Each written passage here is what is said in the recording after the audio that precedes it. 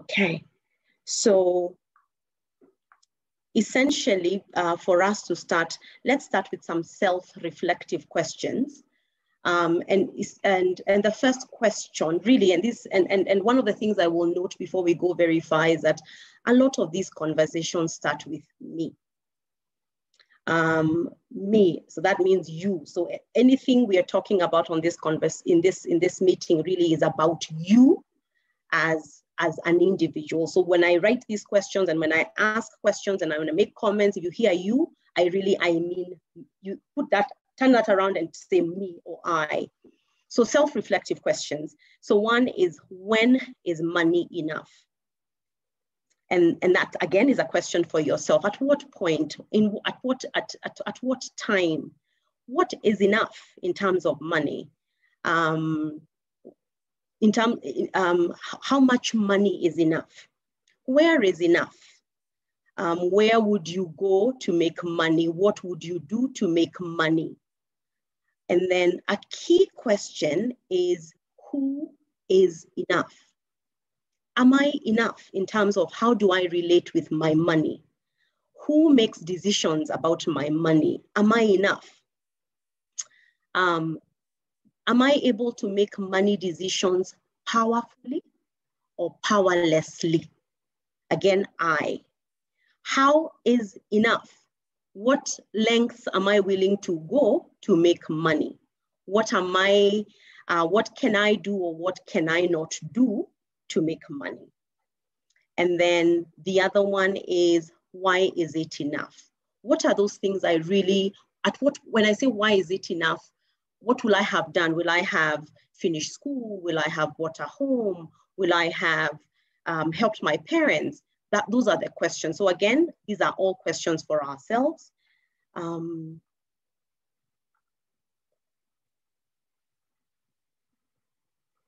Okay, I saw something flashing, so I was checking to see what it was. The next thing we will now get into is really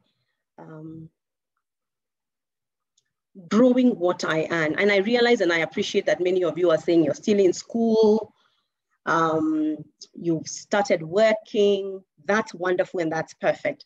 But then we have to grow how it is we make money. So let's have just a few thoughts about growing what I am. The first one, and for all of us, even the one who was saying, I am still in college, I'm in my sophomore year, or I am starting like my modoni, the first is to just be. And one of the things we need to get out of this conversation is really a place of confidence that I will start somewhere. The sooner, the better, and note and be very clear that everybody starts somewhere. And I'm sure you've seen a lot of people talk, even guys who started Facebook or Twitter, they'll say where they started. Just realizing and knowing that you must start somewhere. And a good place to start is where you are right now. The next thing is really about being curious. And one of the things about being curious is what you've done today. You are curious. Somebody said, I just wanted to know what this is about. Perfect. That's where we start. We will be curious. We will ask. We will investigate. We will test the waters. Think about that time when we were all young and we would see a puddle of water in the rain and we would jump in with 2 feet. Now, because we are a little older, we are probably better dressed, we don't have gumboots, we will put in 1 foot and just first check to make sure that it can support us, and then we will walk across it. So test those waters, keep growing your knowledge. The other thing that from my experience is you must be fearless. Fearless, but not careless. In being fearless, that's the only way you will find new ways to make money. You will not be rigid, you will be thinking, what can I do? What possibilities are there? What can I work at? Again, you don't have to be working at one thing, you can be working at several things at a time, but what are those things that I can do fearlessly to begin to pursue this for myself. The other thing is just being open-minded. Don't be too choosy. I like to note that, like I said, 25 years ago, I was where you were. And I finished college and I came back and I was looking for a job, and you're sending all these applications and nobody is responding. You know, in Kenya, people don't send you regrets. You guys know that, right? People don't generally send you regrets. They'll give you a regret if you have been interviewed and you're not successful, you'll get a regret. But other than that, most jobs will elicit. I don't know if Winnie mentioned, but I work for a university in finance and operations. And one of the things that we do is that when you advertise for a job, you'll get as many as 400 applications. So really, you're only able to respond to a few. So I had done all my applications. I kept waiting for jobs. And then somebody told me that's when internet was coming into Kenya. So that was in 1998. I don't know where you guys were, but it's all right. It's all right. So 1998, I came back and I was looking for this job, and Africa Online was the company. They were just starting to provide internet services in Kenya, and they were looking for a switchboard operator.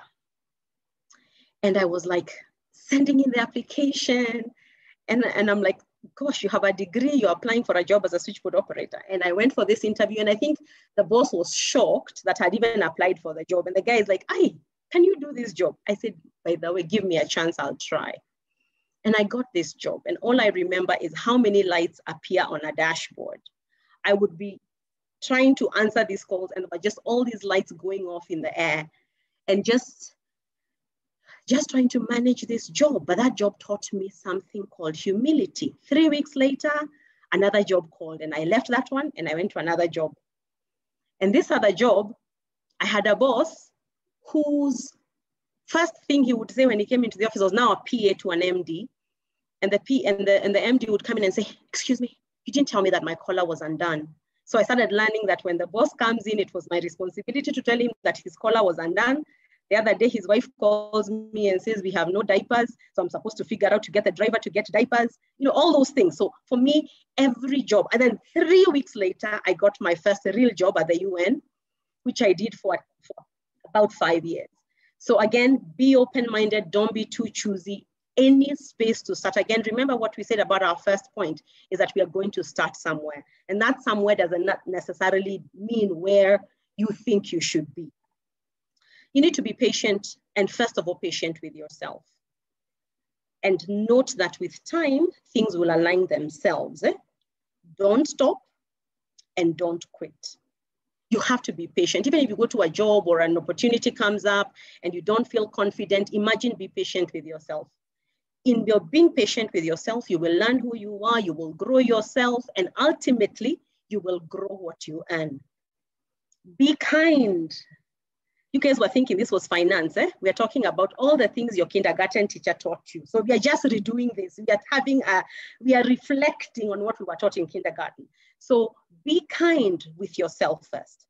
Again, like I noted, it is hard to get what you think you deserve as you start, but with time, you will be able to attract and command what you deserve. Again, I said I will use some of my own experiences.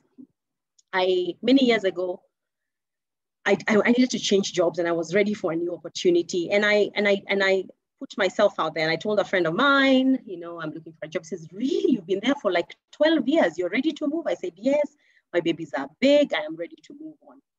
So I interviewed for this position on an evening like today. Tomorrow morning, they called me. They said, "We are interested in giving you this offer. Please come. How much money do you want to earn?" And I told them what I thought I deserved. And I started to do this job. 6 months later, they called me. They said, you have sold yourself for less than you deserve. This was my employer telling me, "You have sold yourself for less than you deserve. We want to double your pay." And my pay was doubled. And that's not too long ago. So again, be kind to yourself. And over time, you will be able to attract what you truly deserve. The other one is building confidence. I can't belabor the fact that confidence is what will get you from this space to the next space. That the more you keep learning about yourself, the more you will find out what you are good at, what you're perhaps not good at. So for instance, if you're in, let me say, an accountant, you will know that perhaps I am very good with payables, but I'm not really great with receivables. So I'll be very, so you're very clear about who you are. So even when you went to go for an interview, somebody asks you, by the way, Sonia, what are you good at? And you will be able to say, by the way, I am excellent at this, I am excellent at this, I am excellent at this. You don't need to be excellent at everything. You will always find an employer who needs what it is you're good at. The other thing, and I'll note here, is that don't be surprised to find your career taking a different path. This will happen. I think Winnie noted, I work in finance and operations. My degree is in communications. I came back, started working, and I realized I had a thing for finance that I never learned in a classroom. And 20 years now, I serve as a director of finance and operations. So it's not necessarily what you're studying or what you've studied or what you know. Many times there are things that you will learn on the job, and they may generally redirect you differently from what you envisaged for yourself. The key thing here is do not let any opportunity pass you by. I'm sure you are hoping to hear, this is how you start, this is what you do with your money, but that is how you grow what it is you earn, because the whole essence is growing what it is you earn. And once you start doing all these things, and you realize a lot of these things are with me, actually everything on this list is with me. So that's where we start to increase or to grow what it is that we earn. Before I move to the next slide, I thought I saw something flashing. Can we go on, Sonia? All right, thank you.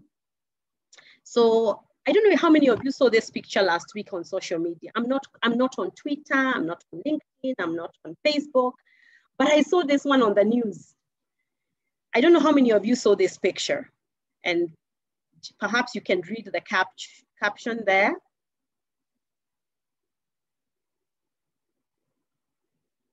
Does that make sense to anybody? Does it? I'm only seeing 3 faces. I can't see everybody. I'm only seeing 3 faces, so I can't see the other cute smiles, but I can't see, but I'm sure you can see. That's Nameless and Wahoo, and I'm sure you all know what it is that they do for a living. You also know that they can afford not to be at McFry's, right? They can be eating someplace else. But this is what then we are going into. This is to bring us into our next slide, which is really safeguarding what it is that you earn. So we've taken care of how is it that I grow what it is I earn. The first do is I will make a plan before I spend. And you don't start tomorrow. You start today when your mom or your dad or your guardian is providing you with an allowance. So that's the first thing, is I will make a plan before I spend. And you note I say I will, because all these things are for yourselves and for myself as well. Number 2, I will be disciplined. I will be disciplined. Discipline, the same way you're disciplined with your studies, you have to be diligent, you have to show up, you have to do your assignments. I will be diligent and I will be disciplined with my plan. This is the key thing, and you guys kept saying the word saving, but you will only become a saver by practice. You don't become a saver overnight. You will not wait until the day you're earning 100,000 to save money. You will save money starting now. And I'm sure all of you have money, even today. Even the plans maybe you had planned for today, perhaps you can save some money starting now. So from everything I will earn, from this point forward, I will save something. And even if you're not earning, maybe I should have changed that word, I will save something from everything I get, right? Key to this conversation is that I will live within my means. That I will manage my spending, that every spend is a choice.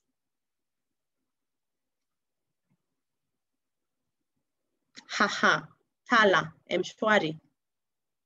I will not borrow for consumption. I will not borrow for consumption. I will not. I need a drink, I don't have it, too bad. Nobody ever died from not having a drink today. I will only put a caveat here that I will only borrow for consumption if it's an emergency. Somebody is sick or dying. That's the only time I will borrow. And you guys, especially you guys, because you're so young, you've seen how many new products are in the market. They are waiting to bait you. And you must give a vow to yourself that you will not borrow for consumption.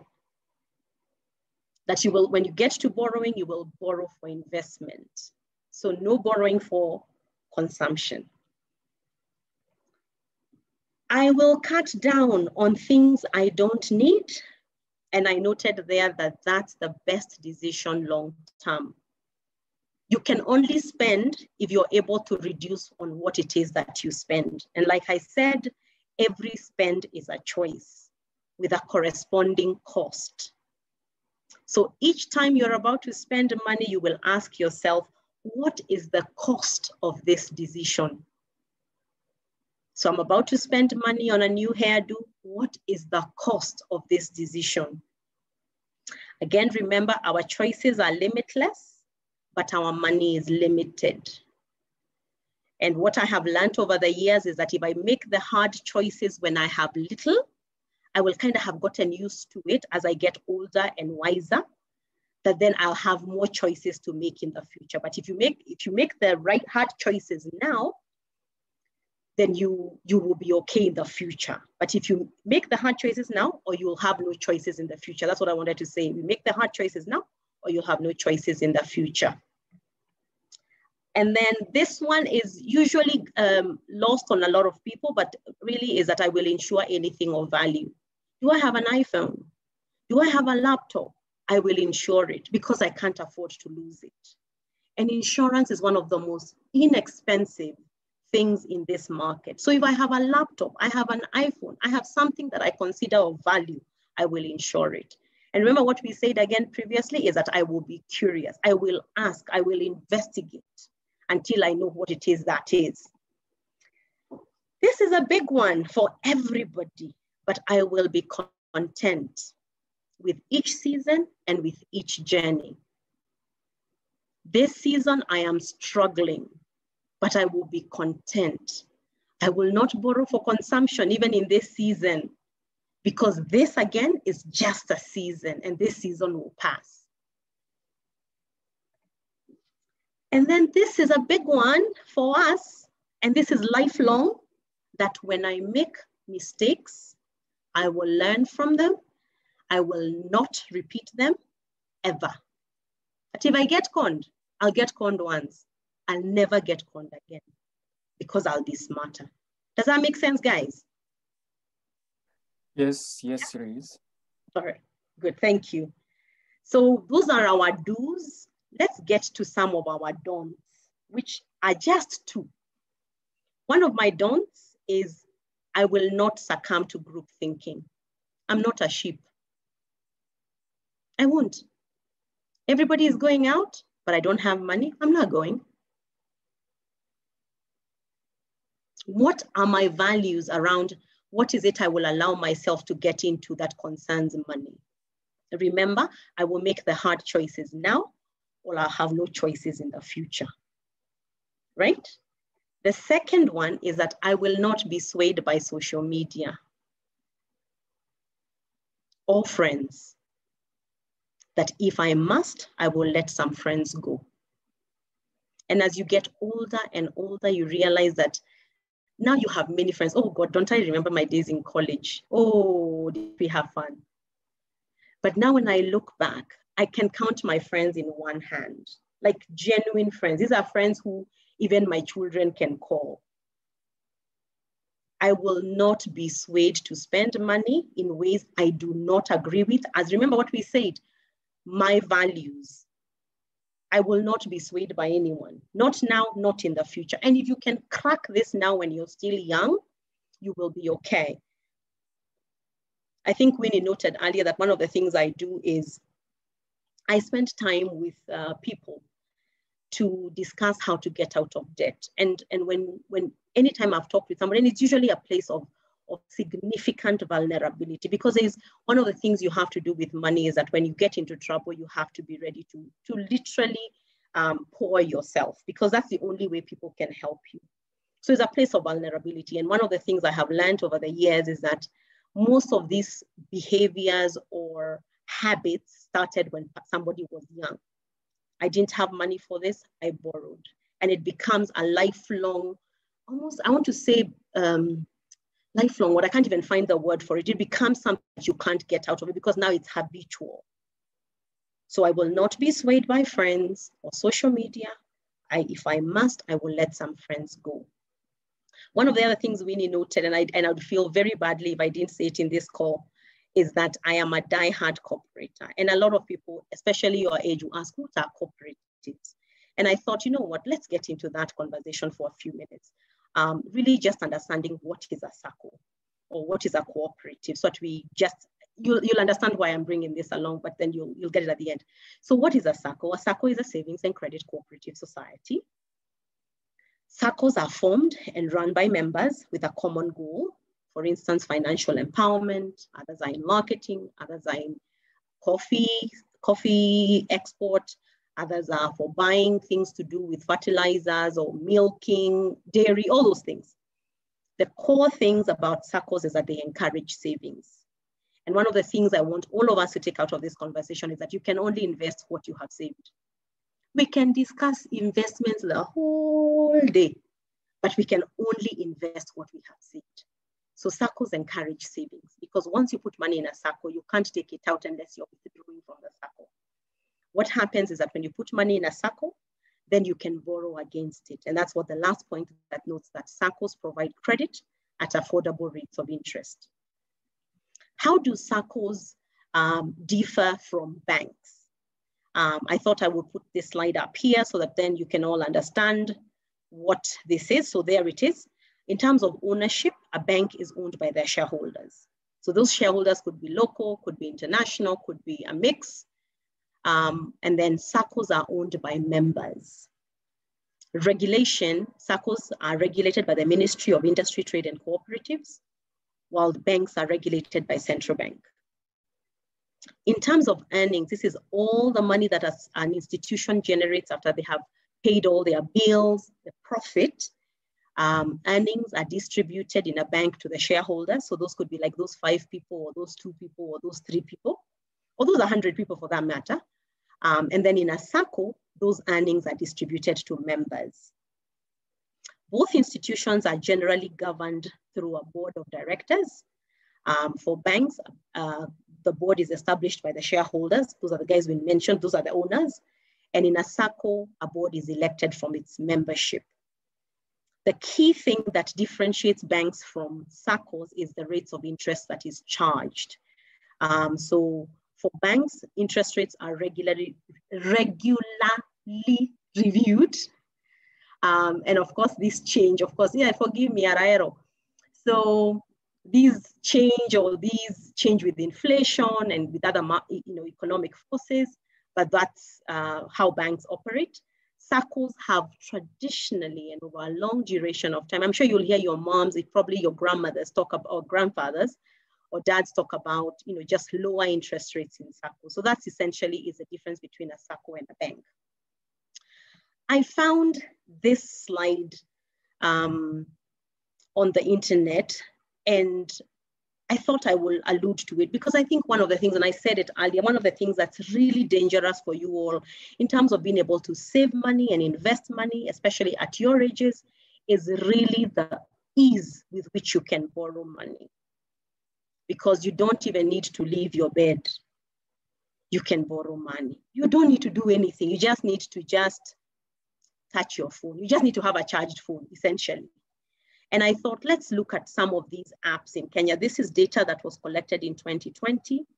And you can see there that the rates of interest for different instruments, you can see there, Tala is 10 to 33%.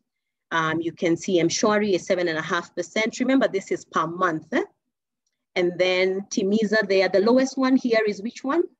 Is Timiza at 6.083. It's a bit small. Can you guys see it? Yeah, Timiza is there. Yeah. So 6.083%. And really what I am trying to talk about here is really, and this is lifelong, figuring out the cost of money.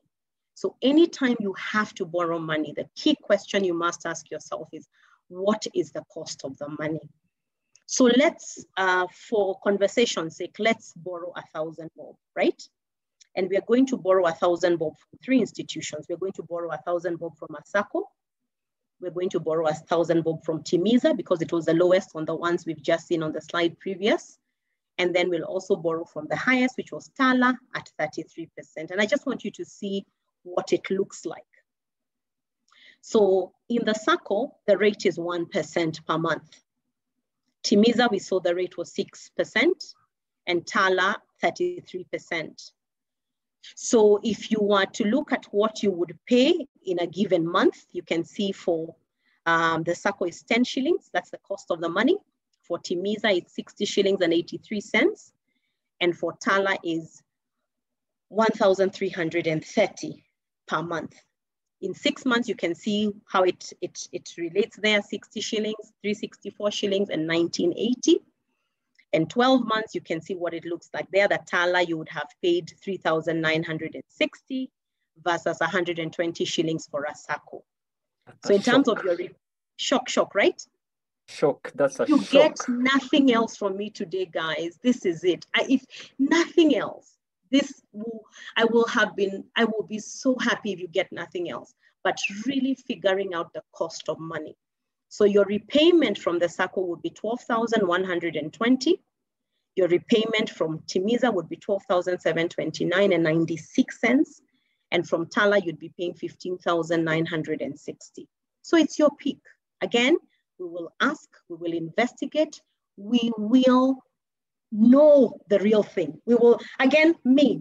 This is not group thinking. This is I. And then I noted down there below that for Timiza and Tala, who takes all that extra money? The shareholders, of which you're not a member.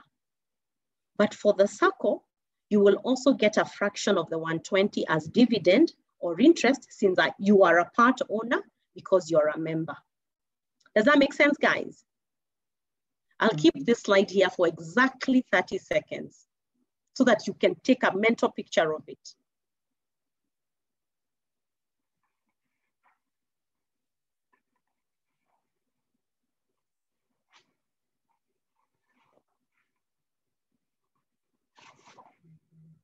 Hello, Njeri, I'm just clarifying. So those percentages are what you pay per month for saving? No, for taking, it's the cost of money for borrowing. Remember, Timiza is not for saving, it's for borrowing, yeah? We were talking about, again, I was noting here that we are borrowing 1,000 shillings. Purely for conversation's sake, right? Yes. Because what I'm trying to bring home is for us to know the cost of money before we borrow any money. And remember, we said we will only borrow money for investment, not for consumption. Is that okay? Yes. Okay. So 30 seconds are on of that slide. So we will move on. And we will move on to financial literacy. And can one be totally financially literate? I don't believe so, because there's always new things coming. Financial literacy is lifelong. I am still learning. Even as of last week, I was in a training on life insurance policies, just again to safeguard my financial future. We must remain curious. And again, maybe I will disappoint you, we will not talk about investment, because until we have nailed our savings, until we have nailed our cost of credit, we cannot invest money. Because if you're going to go borrow money from Tala to invest in a gig with your friends, then are you able to generate the money that it requires to pay off Tala? We will ask questions and we will ask away. There's no foolish question in finances. And if you're embarrassed, ask it anonymously or ask for a friend. Yeah? If you don't understand, you will ask some more and you will do your homework like you're doing now. Like now, just the slide we've just shared previously, you've seen, I've done a little bit of homework for you guys. Just what you can see it and form a mental picture on what it costs to borrow money. The other thing you will do is you will safeguard your credit history. I don't know if you guys are aware that in this country, we have credit reference bureaus. And because I am in this conversation was really just to improve our financial literacy, allow me to tell you a little bit about credit reference bureaus. Credit reference bureaus are licensed by the Central Bank of Kenya, and they aim to collect and provide consumer credit information on individuals and businesses. So as long as you have a PIN in this country, you may find you have data in a credit reference bureau. So long as you have a phone and you have touched Tala, Mshwari, Fuliza, whatever, you already have a credit history. So what information do credit reference bureaus use? One, they provide both positive and negative credit information. They will talk about your credit worthiness, your credit standing, your credit capacity, your character, your reputation, your personal characteristics over your financial obligations. Do you pay your debts on time? Do you borrow from 20 institutions at the same time? Do you borrow Tala to pay branch? Do you borrow branch to pay? All that thing shows up on your credit history. Do you write checks that are not honored? Do banks close your accounts because you have disappeared? Are you those guys who are changing phones all the time because you're in trouble? That's key for me, is that if nothing else on this conversation, is that you must safeguard your credit history with serious jealousy. Key to this is that you will not let others borrow money in your name. Doesn't matter what's happening. You will not give somebody your phone. I've heard stories of people who have, my friend didn't have an ID, so we went and picked a SIM card for them. So that SIM card was registered in your name. Then they got into a transaction with Tala, with Fuliza. Whose record is that on? Yours. So you will not let others borrow money in your name. Key. And this is lifelong. This is not for tomorrow, lifelong. The other thing is that if you cannot pay back on time, let's assume that we have borrowed money and then we are cleaning our slate today, that if you cannot pay back on time, one, you will own up. You will go there. You will explain yourself. You will sort it out. You will not change your number and you cannot run away. And this is a vow to yourself. You will not run. You can't run. And like I said, once you have a PIN number, you have an ID, you have a phone, this history follows you. By the way, if you pull a credit reference, you pull a credit history, it even shows you all the previously used numbers for that person. So you can't go anywhere. And that's why I'm saying one of the key things to your financial literacy is to guard or safeguard your credit history. Are we doing okay with time? Okay, all right, I'm almost done. The other one, and we've already discussed it, is counting the cost of money. Oh no, almost done? It's not enough. No, let's finish. So we've discussed the issue of counting the cost of money. And when we are counting the cost of money, we have to go into the details. Remember when I said earlier about having a plan and being disciplined with a plan? If you don't plan for your transaction fees, then where will that be paid from? So your bank and mobile transaction fees. If something is expensive, let it go. And don't feel like as though you have, you're married to a bank or to an ISP or to your phone company. If it's not working for you, it's not working for you. Let it go. The same way you can let your friends go, you can let a bank go. If it costs you more money, remember they're keeping your money. If count the cost of money, always do the math. Oh, and before I even go, let me take that back one more step. Most of you, I'm sure, have a bank account somewhere. This I will tell you, and this is what I see a lot of with women, is that women specifically do not read their bank statements. They just assume it's correct. And I'm almost certain that even guys do the same. So one of the things you will vow to us going forward and to yourself is that you will read and review any financial information that is sent to you by any institution. Is it your M-Pesa statement? You will review it. Is it your bank statement? You will review it. Is it a SACCO statement? You will review it, because people make mistakes. Loan processing fees. Oh, can I just go back a little bit? Let me just tell you a story of my credit history before I forget. Several years ago, I got robbed and I lost my wallet. And when I lost my wallet, of course, the first things you do is you report, and then you follow up with your bank to get a new ATM card, and I had a credit card, all those things. And I was issued with new cards, and I never thought about it again. Several years later, I think maybe 5 or 6 years later, I lie, probably even 10, I pull out a credit history report for myself. And my credit card balance from that time when I was robbed, which of course was transferred to the new card, was not deleted on the old card. So it was still showing I owed my credit card some money from some 10 years back. So of course I go to the bank and I'm livid. Of course they wiped it out. But again, that's the whole essence of reviewing your financial information. And that means even you guys, there are only 3 licensed credit reference bureaus in Kenya. You can pull a report, and some of them will allow you to pull a free report. Some reports could be 100 bob, but I highly recommend that every year, maybe on your birthday, give yourself a treat and check what they're saying about you. Remember, if you have an Mshwari, Tala, branch loans, your report can be 30, 45 pages, depending on what it is you're doing. But after this conversation, I'm sure we will have fewer and fewer pages, because we will only borrow money for investment. So same story in terms of counting the cost of money, we will review our loan processing fees. And note that the cost of being negatively listed in a CRB takes 7 years to clear. So if you've screwed up on a Tala loan or an Mshwari loan, it will take you 7 years to clear that information. And anybody, wherever you go, is it a bank, a SACCO, they will see this information. As a matter of fact, now employers pull credit history reports to begin to know what sort of a person are we hiring.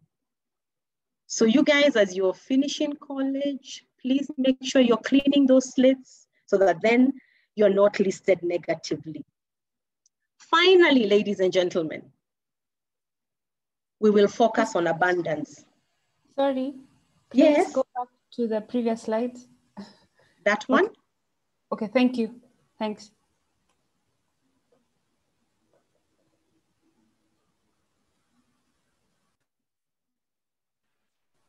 Thanks. You can proceed. Sorry. I can proceed? It's all right. Yes. All right. So finally,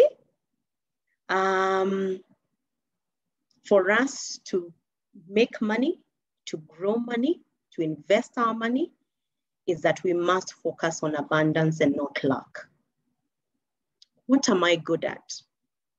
What needs do I see around me? What gap can I fill? Where can I make a difference? When you figure one of those things out, you will be on your way to making money. Read. You'll find out that Facebook, they saw a need. Twitter saw a need. Yesterday, I read a story. It was on The Guardian UK talking about a woman who started a bank because she was so tired. She had worked for banks for many, many years. And I can share the link. I thought it was very interesting. She had worked for banks for many, many years, and she realized that banks were so rigid, and she wanted to start her bank. And she begged and begged and begged and begged and begged and begged for years, until one day when she found an investor who was willing to put in 48 million pounds to start her bank. Her bank is called Starling in the UK. Today they have, I believe, 1.8 million accounts. It was just this week. Actually, I'll share the link once we're done. I'll share the link with Winnie and she can share it with you. Maybe I can even put it on the chat when I'm done with the slides. But again, that what gaps do I see around me? Because the only way you will make money is to fill a gap. Next is that when you live your life from a place of gratitude for what you have now, rather than what you don't have now, you open yourself to being so much more. I'll repeat, when you live your life from a place of gratitude, for what you have now, rather than what you don't have now, you open yourself to being so much more.